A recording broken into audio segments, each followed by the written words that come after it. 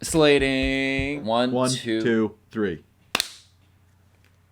See, whoever initiates it will notice how off it is. On three. 1, 2, 3. And then you know. I wasn't doing it again. I was just doing an example. Doesn't matter. We're getting off topic. There is no topic. You didn't watch the fucking movie. We've seen things that no one has seen before. We've seen things out there. We've seen things that most people could never understand. And we've seen things too. You don't know, man. You weren't there. You'd be surprised at the likes of which we have seen. Don't be so quick to say everything's the likes of which we haven't seen. We've seen things the likes of which you probably haven't seen yourself. Is that a challenge?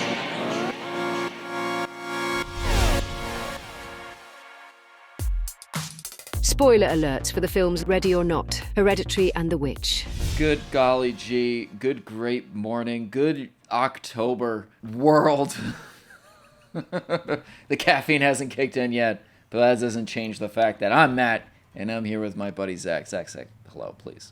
Hello, please. We just so happen to be two indie filmmakers who are desperately clinging onto hope by trying to make a name for ourselves. Please, someone notice me. Someone at A24, not A24 maybe. Maybe, what's like a more realistic one? Someone at Blumhouse, notice me! We've been trying to make things in an oversaturated market. We haven't given up hope yet because we've found out this wonderful little glitch. One thing I've noticed over the years, I'm going to go on a tiny bit of a tangent here because I'm in one of those moods. Here we go. Here we go. I have been stuck in this notion for a long time that once you make something, the next thing you gotta make is better than the last thing. And when you make something so good and it drains your bank account, all you could do is sit there and think what to do next. When really the solution is you just gotta keep throwing shit at the wall. Which is why my good buddy and I, along with another buddy who was in here, Steve Craig, started a film race called the Breakneck Film Race. We quarterly invest a week of our time, make a short film, and you share it with your peers who are also submitting. And it's free, and there's no prizes. It's just practice and a guaranteed audience. It's free, but if you want to put money into it, it's not free. We're not demanding money from you. It's probably the most wholesome plug you'll find on the internet. Because you're going to get something out of it if you actually want to seize the opportunity to make something that people want to see. So anyways, that's the Breakneck Film Race. The reason I'm talking about that is because this podcast is here to promote the Breakneck Film Race. It is the We've Seen Things podcast where me and my good buddy Zach here talk about movies we like, movies we've seen, the things we've seen. We've seen things. I like that you said it's the most wholesome plug on the internet. That's probably not too far from the truth, to be honest. And I'm not saying I am above doing a shameless plug for profit. I just don't have anybody who's gonna sponsor me. Yeah, I know. We don't got any. We don't got BetterHelp knocking at our door just yet. Yeah, To be honest, our short films we make aren't the picture of mental health, so we might not get that sponsor. Hey, maybe Fleshlight. They used to sponsor podcasts. Fleshlight. Yeah, apparently. Anyway, man, how are you, dude? How you doing? Oh, it's just one of those mornings. My back is aching, and I watched a video about people living in mobile home communities being forced out due to private equity bullshit. I'm really not super thrilled in the world we live in. It's a good thing then that we're watching, it's like a horror movie, spooky season, so you can be mad at the world and then be terrified of the world at the same time, and those two really work together well. At least I could feel things. I could still feel things. I'm not numb yet. Yeah. How about you, buddy? How you living? Oh, just editing my goddamn life away. I edited a commercial in Spanish. How did that go? I don't speak Spanish, so I don't know.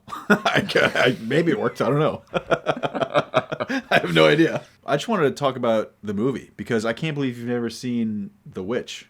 It's funny because the last movie we watched, House is like a classic horror film, and it's like spooky, but it's a really goofy and really you kind of laugh more than you're actually scared. You're not really scared at all. It's more of you laugh with it. Yeah. This movie, polar opposite. This is pretty dry. The thoughts I do have for it, we'll get to save for the segment. Okay. We've lived many lives, you and I. We've seen things that most people could never understand. Movie news that caught your eye with Zach Jumper. How does it rhyme? Hey, that's the rhyme. How does it rhyme? I'll make a jingle out of that yet. So yeah, this is some shit that caught my eye over the last couple days, weeks, whatever. Ready or Not 2 is in the works with Samantha Weaving returning. It's funny because I asked you if you'd seen that movie because it was a movie I thought we could cover because it's a fun movie. It's like I don't know if it's even a guilty pleasure. I think it's just a really fun, pretty well competent made movie. Yeah. Don't think it needs a sequel. Narratively, I would agree. I think it wraps itself up with a bow pretty eloquently, especially that last scene. Oh, amazing. Fucking amazing. The only direction I can imagine it going in is her, because surprise, she lives at the end. Yeah. I could just imagine her going after the establishment, but I feel like this was just such a close-knit community. Everything is done. Everything's closed. What's going to happen again to her? She's going to be like, here I go again. Like pretty much like every stereotypical horror sequel. Yeah, I know. I was thinking of Happy Death Day. I didn't see the sequel, but it also felt like it was one of those. Did you see the original? I actually didn't, but I think I might have. I can't fucking dude. I've seen so many of these fucking movies. I don't know. Yeah, I can't keep up. They're pretty forgettable. I feel like people gotta just stop with these sequels unless you have that roadmap as faint as like a log line while you're writing the first one. Right. Like I could see Halloween 1 and 2, like Michael, like he had. I could see that happening, but for something like It Follows, for example, they're making a sequel to It Follows. Sequels already aren't 2. It's just like they're making a sequel just because like it's a popular IP, or maybe it was a popular IP for a minute. It's like whatever, doesn't matter. Moving on. Edgar Wright is remaking The Running Man, which is going to be fucking awesome. The Running Man. Oh gosh, I've never actually seen the original. So it's okay. It's like a 1970s movie with Arnold Schwarzenegger. It's like one of those like death game type movies, like Battle Royale or Squid Games or like that kind of thing. It's like a classic 1970s movie. It's based on a novel. I forget who wrote the novel, but he's remaking that, and of course we love Edgar Wright mutually. We both respect and love his filmmaking. They kind of added some to the cast recently. So it's the woman from Love Lies Bleeding, Katie O'Brien, who's, I don't know if you saw Love Lies Bleeding. Pretty fucking awesome movie. This lady is awesome in it. Katie O'Brien. Glenn Powell's in it, who fucking, I'm so over that dude. I kind of hate him, and I hated Hitman so much. It was so disappointing. Glenn Powell. I don't even. Hitman, the movie for Netflix. Oh, that Hitman. I kept thinking of Hitman. No, not the bald dude.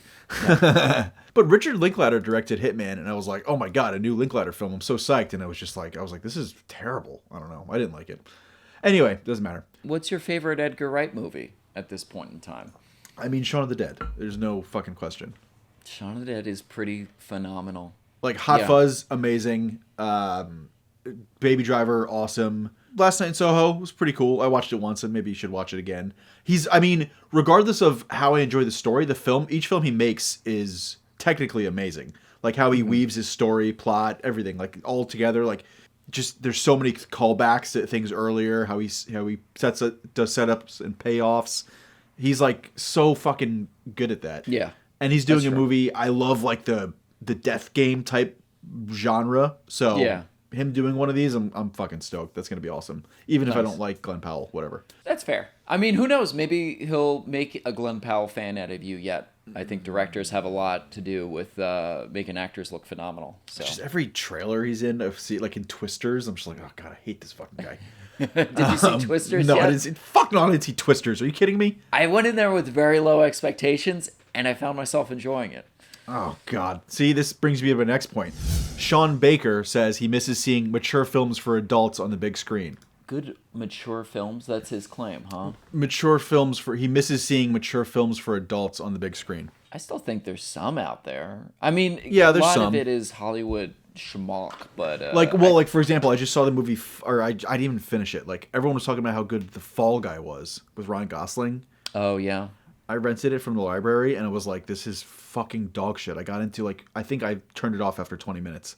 And I'm like, okay, I agree with Sean Baker. I don't know. Maybe it's just, you got to pick and choose what you're watching, but I appreciate him putting that statement out there. Do you think it has to do something with like the movie model being made for masses and not leaning into what it's good at being for? Yeah, absolutely. It's because they're trying to do a catch-all, like a wide net of everyone can enjoy this film, because they don't make anything, so they're kind of shying away from like the more challenging, maybe emotionally or questionable, like morally questionable characters in films. I think so. That's kind of thing, because it's becoming more like, how many seats can we fill with this kind of popcorn easy shit? You know what I mean? I mean, it's been going that way for a while, honestly. Probably since Disney fucking bought half of goddamn Hollywood. Yeah, it's the high 40s at this point, 40% or whatever. That is fucking crazy. Like, that's a monopoly on movies. You know what I mean? Or just like cinematic IP, even like TVs, movies, whatever. I agree. This actually reminded me of something, I guess you could call it game news related. Sony exec Sean Layden sounds the alarm. AA games are dead, and this threatens the entire gaming industry. Either you're a tiny indie or a AAA, and we've been seeing sales with AAA games really not meeting up to the expectations of the investment put in, such as like Ubisoft and their Star Wars Outlaws. Yeah, isn't game. like Ubisoft like going down because of that? Way down. That's Way crazy. down. Like, I heard they're gonna like sell off their assets and like get bought out or something. Yeah, they are trying to transition back into being a private company, which is probably the best chance they have at surviving. It's either that or bankruptcy at this point. I heard them and also maybe Square Enix too. Square's not doing as hot as they'd like. I don't think they're nearly as bad as Ubisoft. But Okay. yeah, they broke an exclusive deal with Sony, or they just canceled it just because. I mean, they make good games, but again, like the amount of money that they pour into this stuff, where like you're instead of like 1 to 2 to 3 year cycles for games, they're now like 4 to 6, sometimes upwards of 8. You know. Yeah, I just saw some article about some guy, some famous game designer being like, we have to go back to an 8-year cycle in video games, or no, a 3-year cycle in video 3 year games. cycle. So Yeah. less time. Less time. Yeah, I'm yeah, like, yeah. oh, so more crunch time? Like, you know what I mean? Like, Well, I don't know. I mean, I think with innovations, there could be a room, and this applies to filmmaking as well. I think there's room on the technical innovation front to at least put indies on a similar quality pedestal as AAAs, but it's going to require less people, you know, which means it's going to be more of a, I wouldn't say a niche, I guess it becomes a bit of a niche industry, you know, because you have a smaller industry with less employees. yeah, and also isn't like, isn't there a huge like sea change in gaming right now with everything switching to Unreal Engine 5 and like not all the programmers know exactly how to use Unreal Engine 5 and it's like when film went from film to digital. It's like all these loaders and all these like guys that like color temperatures and all that kind of shit have to relearn their whole fucking careers when they're like maybe in their 40s, 50s, like, you know, it's I mean, it's a crazy thing if you think about it. Yeah, and no engine's without its fault, of course. But I don't know, like, because Halo's the big IP that transitioned over to Unreal Engine, and Halo Studios, they like started their own studio called Halo Studios, right? When they departed from Bungie. I think they renamed it. Well, so Bungie's been uninvolved with Halo for a long time. No, I know, now. yeah, when they left Bungie Yeah, or whatever, right? I think they just renamed themselves from 434 to just Halo Studios, and I don't know. I'm not invested in Halo whatsoever, so I wish the fans get what they want, but yeah, we're in this weird transition where it's like if we want to meet demand, we have to start doing degrowth on all aspects of industry. And what sucks about it is that means less people working in it, you know. Someone's gonna make a breakneck design a video game in 5 days. Honestly, I would totally try that. Yeah, okay. I know you would, because you're the craziest son of a bitch that would actually get that done. No one else is capable of doing that, except for you, maybe. Well, I mean, it wouldn't be a good game. Maybe it'd be more of like, walk over here, talk to that person. You know? learned Unreal Engine in like a couple of days?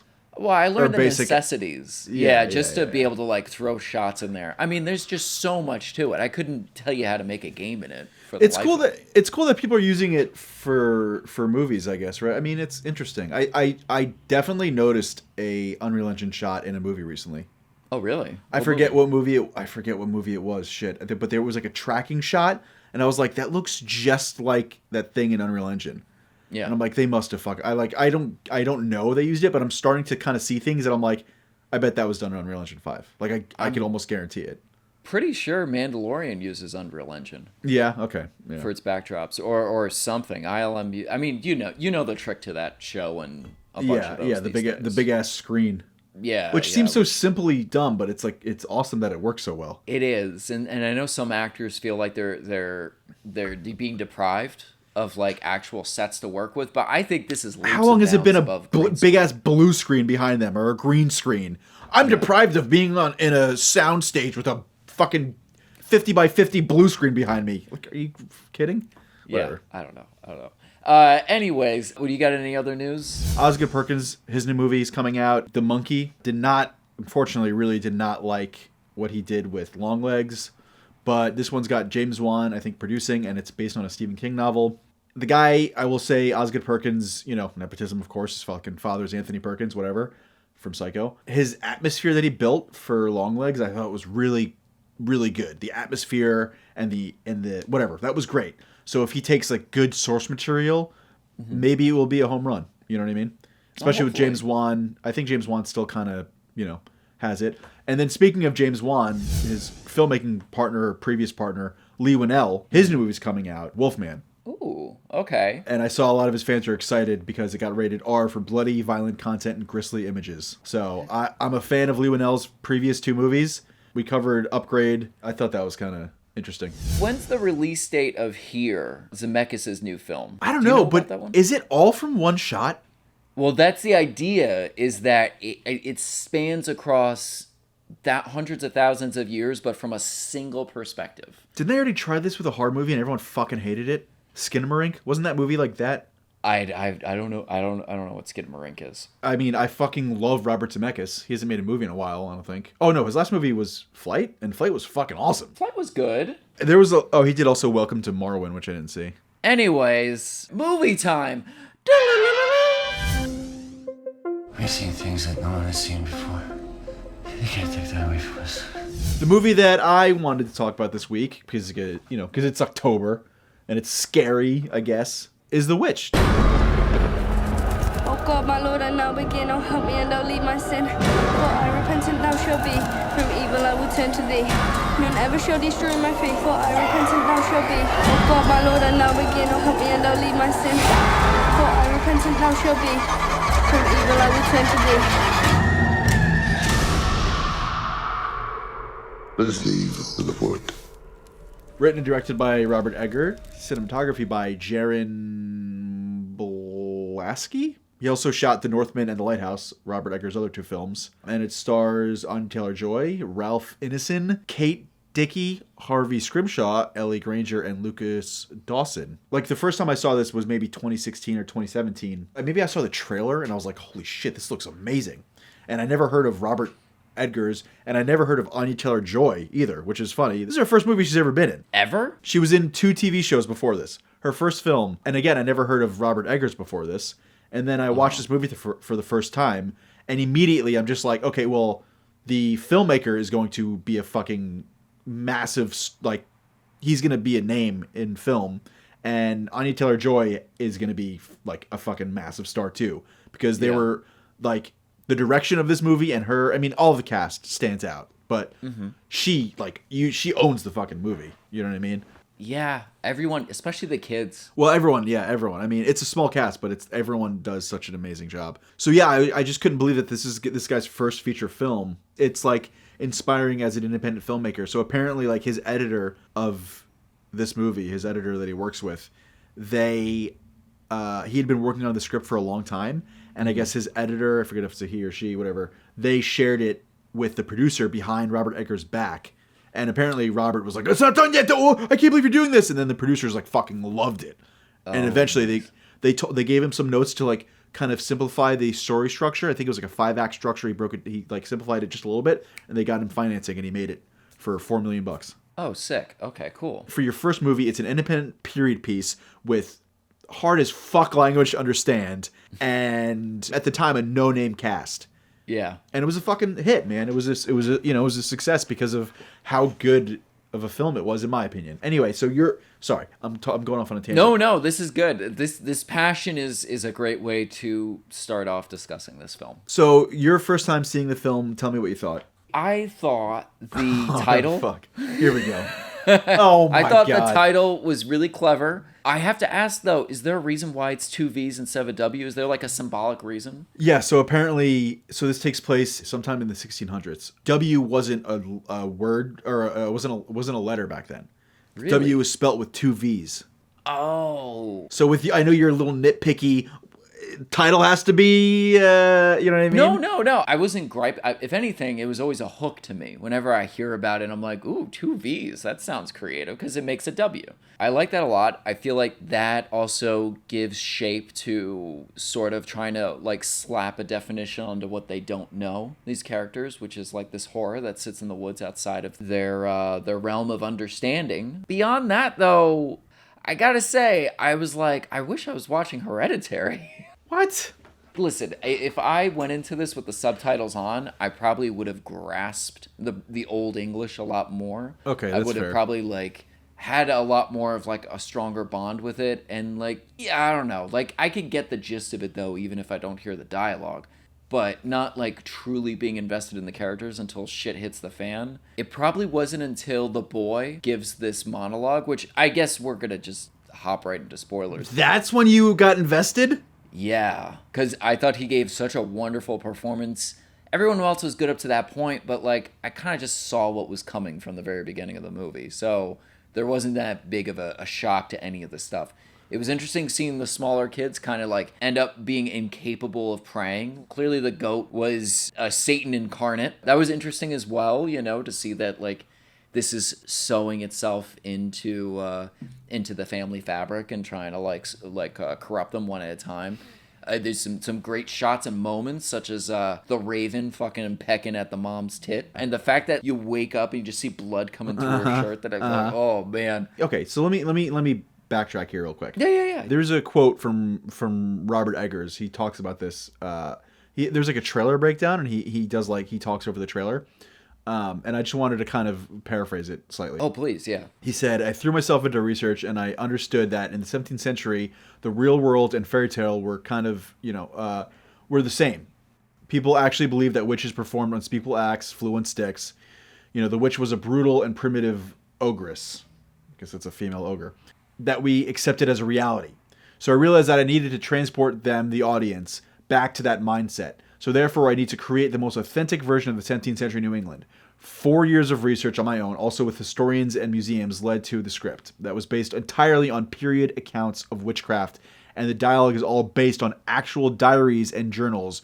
And so, the stuff the children said when they were possessed is stuff the children actually said when they were possessed. And then he laughed, which is like amazing. So he said also in that, I didn't write it down, but all of the wardrobe was made period accurate from materials they had. The house, everything, the barn they all built, period accurate with what they would have in those woods at that time. And I think they shot with a lot of natural light. They built that whole town? No, I'm not sure about the town. But I'm sure it was authentically whatever. So I fucking respect it so much that he made a film that takes place in the 17th century and took a lot verbatim from old journals and what this and that. Like he didn't like softball it for the audience. Yeah. And to me, this is like probably the most immersive period piece I've ever seen. It's uncommon to see a horror film that sticks so hard to like its actual period piece rules or no, these are the clothes that we're not changing. There's no conveniences for our story. This is how the characters talk. This is how they interact. This is how they deal. And that helps, I think, the motivation of the characters to deal with how they were dealing with the possessions or dealing with the witch or dealing with the, like how the mother starts, again, we're going to spoilers, how the mother starts accusing Thomason of this or the you know what I mean? Like it just works so well because it's like earned that with how true it is to the time the film takes place itself. I can truly appreciate that authenticity, and I think that's why this is more so a me problem, because I am not a colonial era fan of pretty much any films. Like the closest thing to that period that I was entertained by is Abraham Lincoln Vampire Hunter, and that is still a ways into the future from that period. Okay.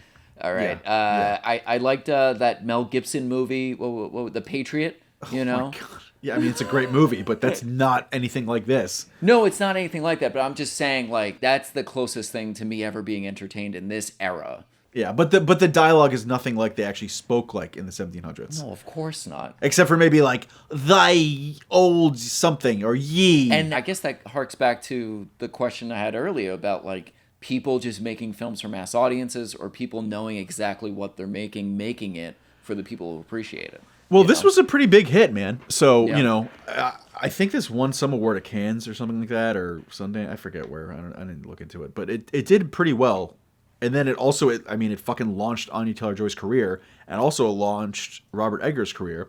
And most of the cast, he initially said that he was really fortunate to be able to cast whoever he wanted, so he got all unfamiliar faces, so that would so we could see them as real people as possible, instead of just actors. But it's funny because since this movie, really Anya Taylor-Joy and Ralph Ineson, their careers kind of really blew up. Oh, totally. Obviously, Anya Taylor-Joy. I mean, Jesus Christ, she's like the biggest actor there is right now.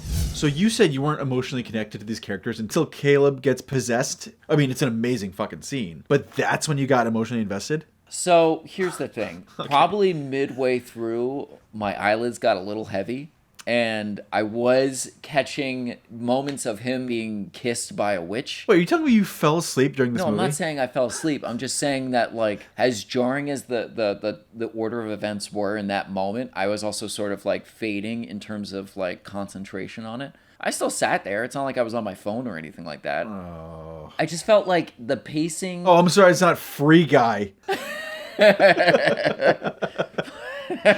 Fucking asshole. At the end of the day, it ends pretty similar to how Hereditary ended. This is not the same director as Hereditary. No, I know. But him and Ari Aster, who directed Hereditary, kind of came up together, because Ari Aster made Hereditary, and he made The Witch, and then their next films, Ari Aster made Midsommar, and Robert Eggers made The Lighthouse, which I also fucking love The Lighthouse. I'm shocked you didn't ask me to watch The Lighthouse. You haven't seen The Lighthouse? I started it back during the pandemic. Whatever. We'll do The Lighthouse. I'll do The Lighthouse. I can't believe you haven't seen The Lighthouse. I started it. I was the third into it, but then you have to understand, I was trying to watch it, and where I was living at the time... I was trying to watch it, but Pokemon was on my other screen, and I had to watch... No. The projector, I didn't have curtains to kill all the light from outside, and all I had to watch things off of was the projector. So I never got around to finishing it. It was like I'm thinking about ending things. That was such a bad watching experience because I was trying to catch up with it during the day when I had time, and it was so hard to see. Oh, like you literally couldn't see the movie, you mean? Yeah. Oh. That's why I stopped watching The Lighthouse, because I was like, I can barely see this film. All right, well, it's a fucking beautifully shot and directed film, so you should definitely watch The Lighthouse. I should. I should and will. VVITCH was on my list for a while, and, you know, I'm glad I scratched it off. And I do respect the film for what it is, all that research. I do have a tremendous amount of respect for it. I've done that for a film I don't even have the rights for, so I can at least relate to, like, digging so deep into stuff just to make something so authentic. But the trade-off of authenticity is that not everybody's gonna like what it is. Sure thing. Sure. I can appreciate that. And that's just where I come from. But I'm surprised. I mean, this is this dude's first movie that he's ever made, and within the first 10 minutes of his movie, he kidnaps a baby and pulverizes it and has a old fucking decrepit naked witch rub its guts all over herself. Like, that was pretty wild. So as a way to start a movie for your first time, you know what I mean? Like it was a good starting moment. And I was like, oh, that's baby juice, isn't it? But there was something a little surreal. Oh, no, right, not surreal, jarring about the editing, especially the beginning, because she's playing peekaboo with the baby. That's great. Then the baby's gone. Then she's going back to playing peekaboo. But she didn't go back to playing peekaboo. I'm pretty sure. I was wide awake. She's, and the baby's gone, and she's like, oh my God. And then she looks up, and then she like runs into the fucking woods or to find it. Hold on. I got the movie right here. Pull up the tape. I'm pulling up the tape. Pull up playback. Hello, future editor Matt here. Just gonna clear up all the confusion that we spent way too long trying to decipher where the issue was. In short, at the 5-minute and 30-second mark, what you're seeing right now on the left hand is the version of the movie I was looking at. The version on the right is what the movie actually shows. What's funny is that the left is a Blu-ray rip from a disc, the right is a DVD rip from the disc, which means that either there were security measures put into the Blu-ray to prevent it from ripping correctly, or perhaps the laser in the disc reader skipped, or maybe the reader was bumped and it didn't rip the disc properly. Regardless of what the reason could be, we both saw a different film. Because this wasn't the only scene where the shots are out of order for only a certain amount of time.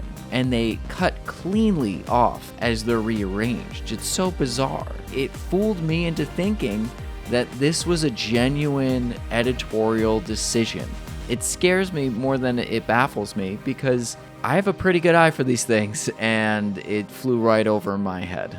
So, regardless to say... You have to watch the movie again, because what you were saying did not make sense to me. Because the whole setup is the baby's gone. You're like, what the fuck? The baby's gone? And then it's in some mysterious lady's hands. I already know the order of events. I mean, it ends with Anya Taylor-Joy floating in the sky, right? It's a great fucking scene. It was a good scene, but then it just made me think of Hereditary and how much more I enjoyed that, but partially because of that editing. So, I don't know. I gotta be honest. I don't know if I'm gonna want to go back and rewatch it, but you have to. You watched something that wasn't the movie. The cut definitely didn't do any favors. We can agree on that. But like the the old English, the colonial Okay, here, English. how about this? Here we go. Here's your homework. Watch it actually with subtitles.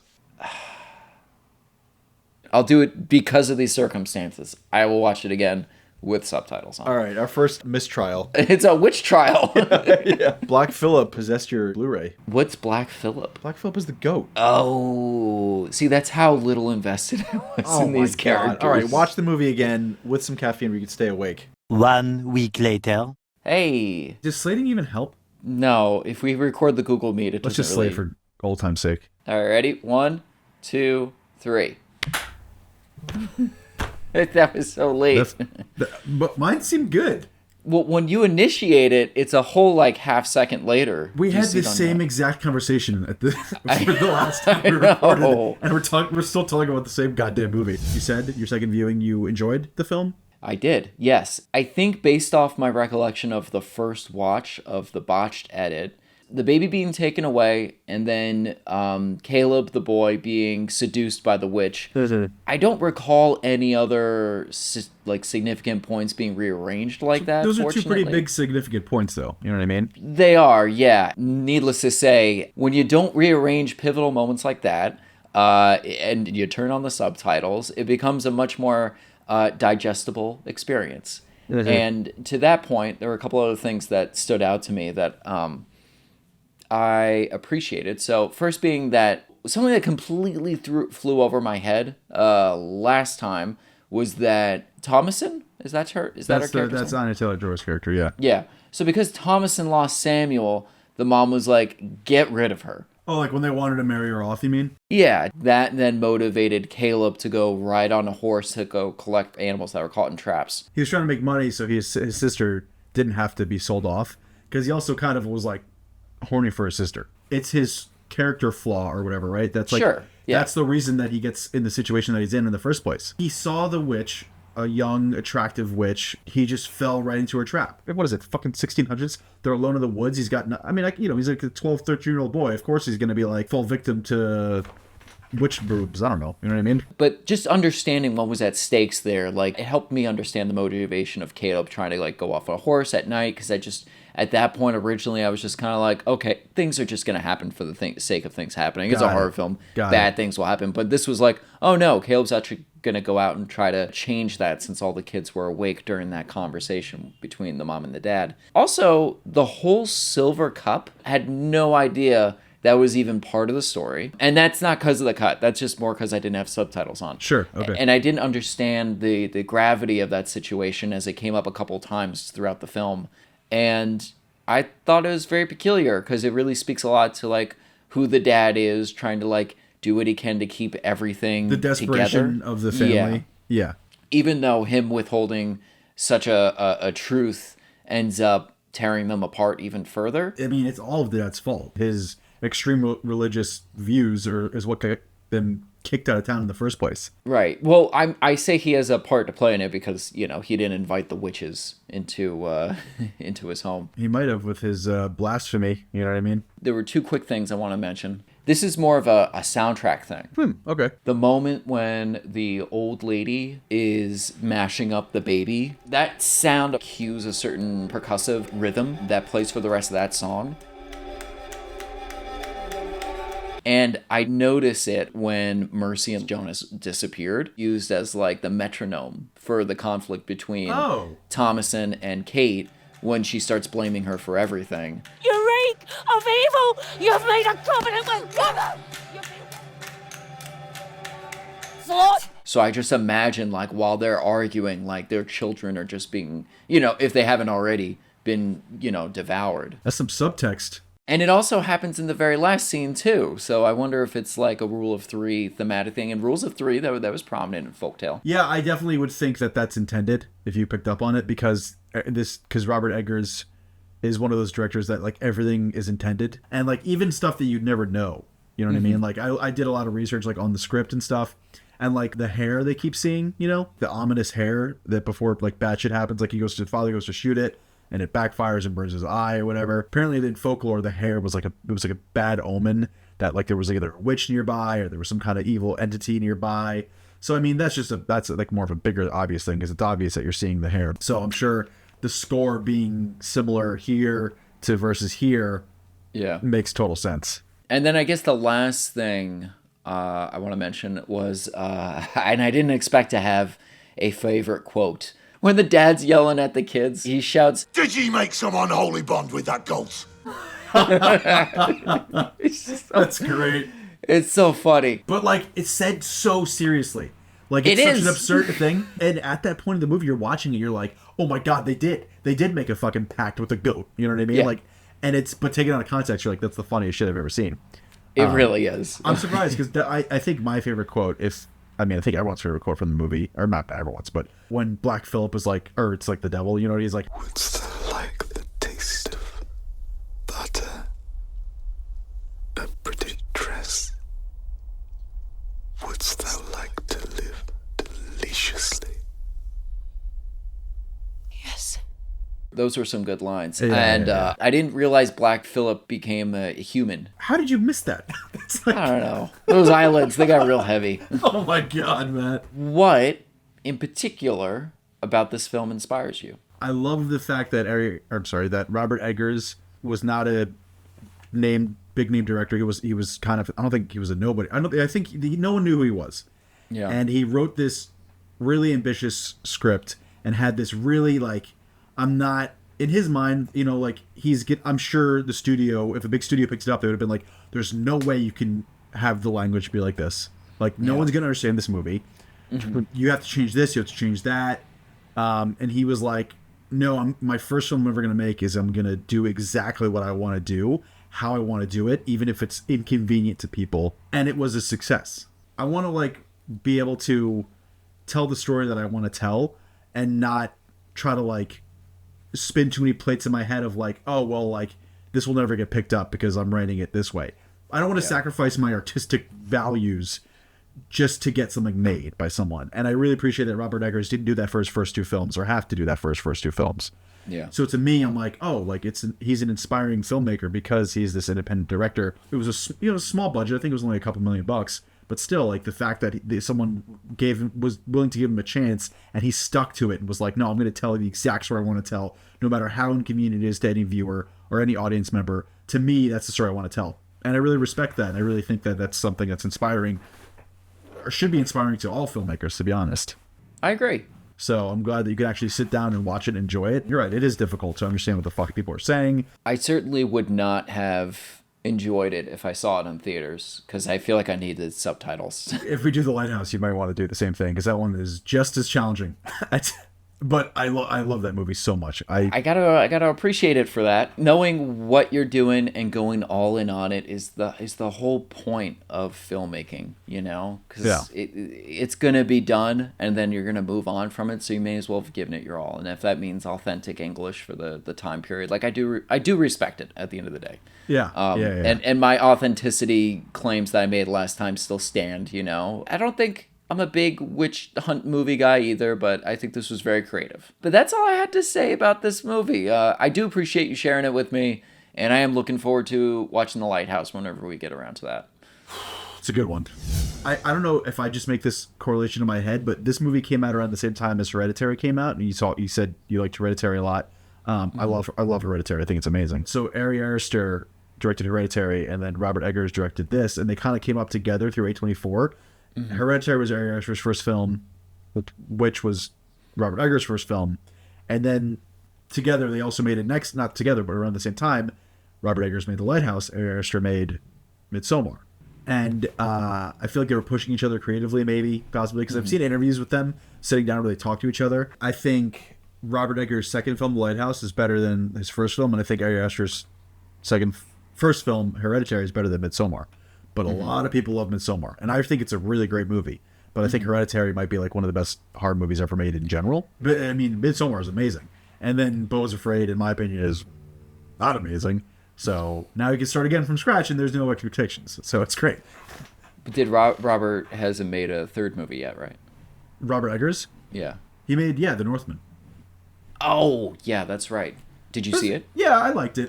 Apparently his first films did so well independently through A24. I think a different studio picked up The Northman. It wasn't A24, I don't think. Okay. And the studio was very controlling on the film. And Robert Eggers was like, I'm never working with a big studio ever again. So he went back to a smaller studio, and now he's got Nosferatu coming out. He's doing that. I cannot fucking wait for it. And I don't know what's going on with Ari Aster. I don't know what his next film is. He might have been announced. I haven't looked into it though. Well, as long as they keep creating in ways that feel fulfilling. I'm excited because I haven't seen The Lighthouse. I haven't seen The Northman. I did hear good things about it, all things considered. Which one, The Lighthouse or The Northman? The Northman. Well, of course, The Lighthouse too. But yeah. So I'd catch those out. When does Nosferatu come out? Christmas. Perfect. All right, I got some time then. I'm seeing it on Christmas Day, dude. Nice. That's gonna be my Christmas Day. I can't wait. If it makes a sequel, will it be called Nosferatu? Oh, Jesus Christ. Oh, I got the balloons. Why the balloons? For the worst joke I've ever heard in my life, you get balloons. I get balloons because I did this. Hey, I love North Korea. Is my favorite place. I think everyone should be like everyone. I don't know what I'm trying to say. Did you hear about the news? Apparently, North Korea sent a hot air balloon full of trash to land on the South Korean president's compound. No, that's amazing. Yeah, ABC covered it, I guess. Oh, God. If that's as petty as it gets, then I'll take it. Yeah, what's in the basket? Just like a bunch of copies of Space Jam 2 on DVD. Like, oh, I sent him trash. That and maybe some used needles. I don't know. Yeah. Oh, okay. Well, I prefer used needles over Space Jam 2, so. I don't know how it's possible. You hear things in this town living here in Sunnydale, but nobody actually believes them. You know, you'd have to be crazy. And you guys think that I'm crazy, don't you? We've seen things too, Nancy. It's Halloween time, right? I've been trying to, find a movie that scares me. Sounds like we have a segment. I would love that. Pleasure to meet you, sir. I'm not, trying to be some macho dude, but, a lot of movies are just kind of like, what movie recently has scared you? Well, I'll tell you, one movie that has still shaken me to my core since I was 8 years old is Mars Attacks.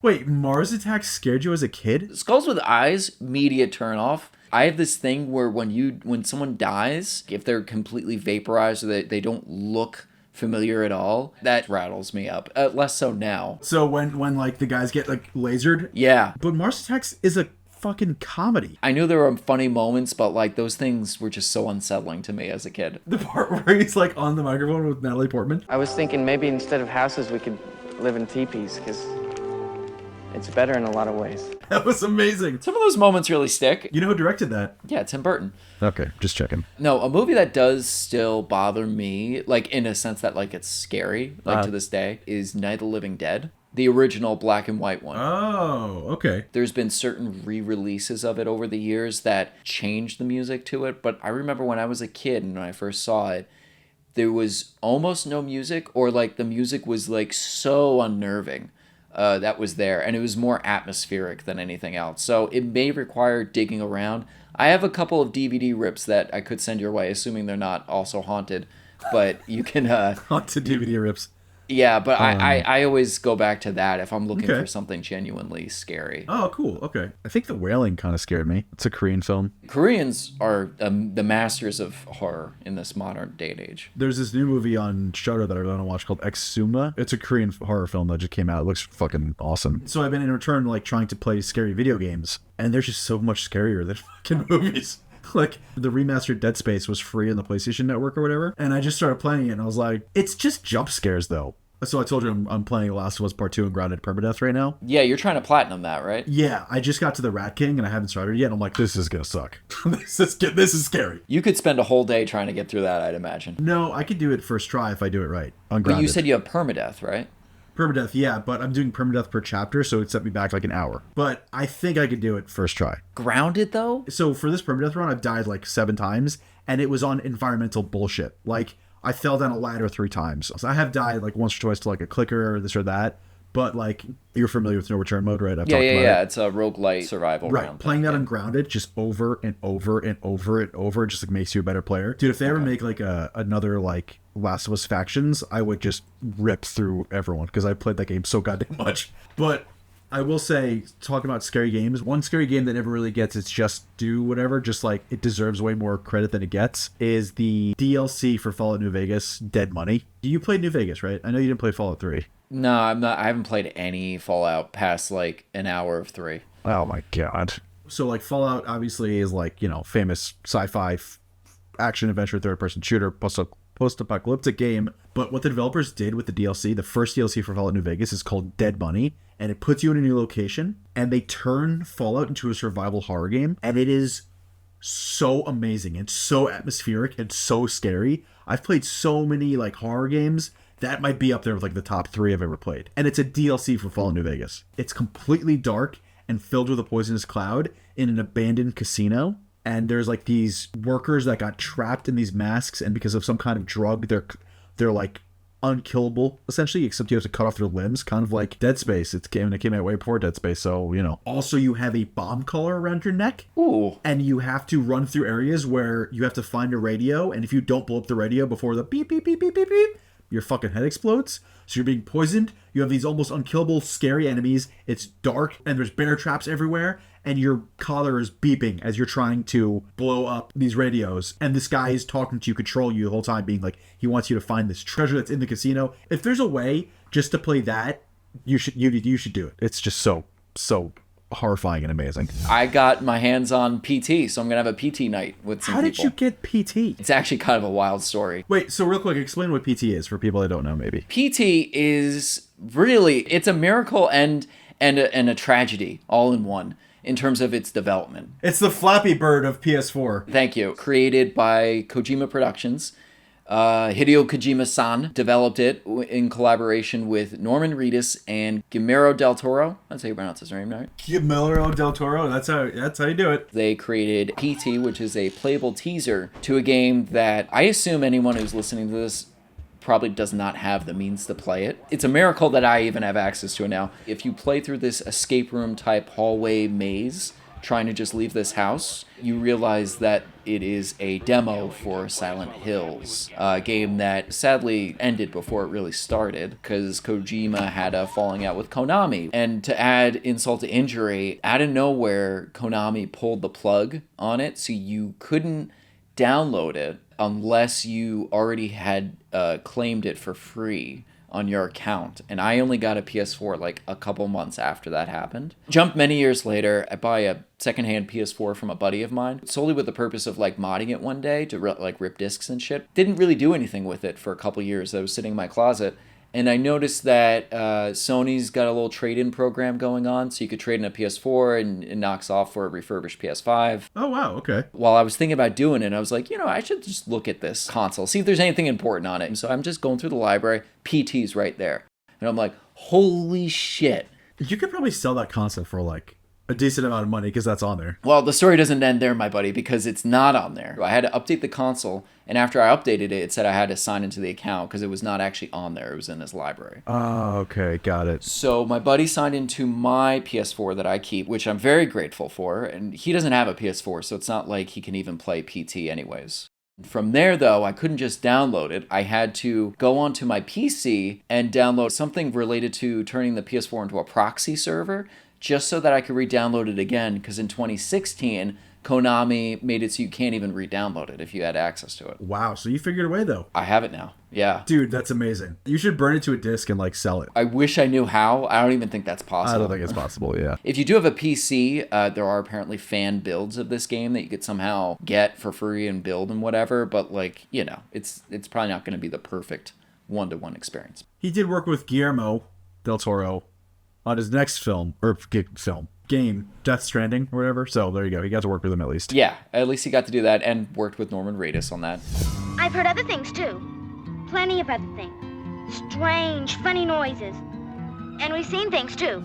I'm glad you rewatched it, man. And I'm glad we got to incorporate some sort of Halloween segment into this thing after all. So yeah. Hey, people who are watching this episode, this has been a wild ride, clearly, and I thank all of you for sticking around and putting up with us. Are we cutting? Thank the people. Oh, you're welcome.